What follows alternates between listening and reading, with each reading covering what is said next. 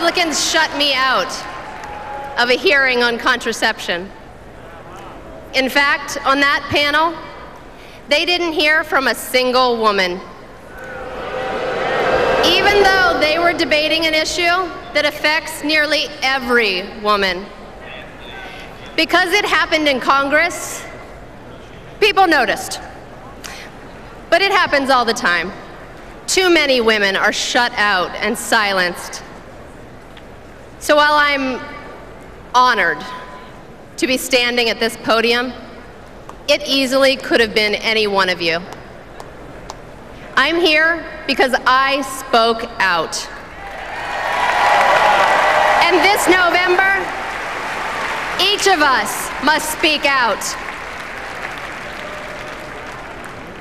During this campaign, we've heard about two profoundly different futures that could await women in this country, and how one of those futures looks like an offensive, obsolete relic of our past.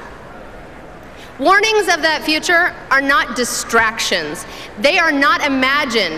That future could become real. In that America, your new president could be a man who stands by when a public figure tries to silence a private citizen with hateful slurs. A man who won't stand up to those slurs or to any of the extreme, bigoted voices in his own party. It would be an America in which you have a new vice president who co-sponsored a bill that would allow pregnant women to die preventable deaths in our emergency rooms.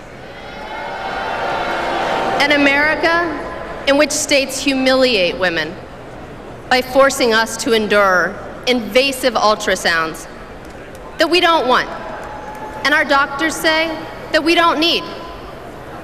An America in which access to birth control is controlled by people who will never use it.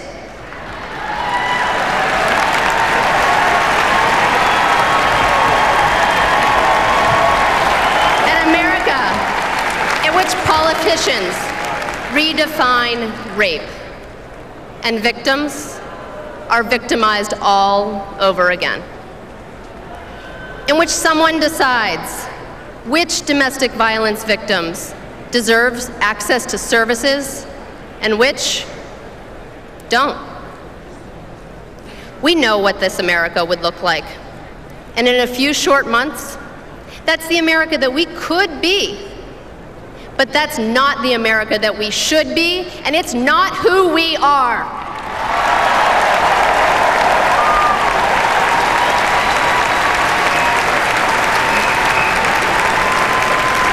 We've also seen another America that we could choose.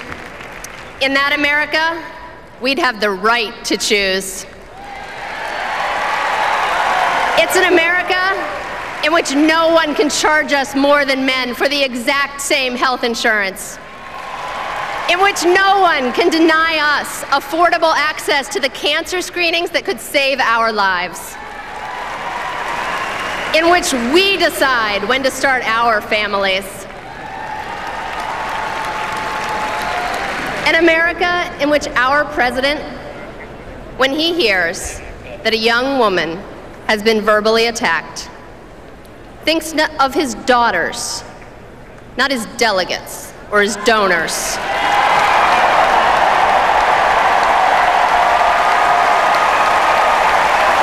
And in which our president stands with all women and strangers come together and reach out and lift her up. And then, instead of trying to silence her, you invite me here.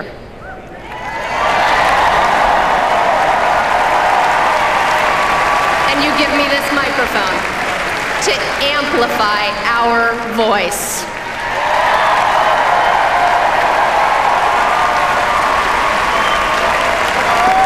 That's the difference.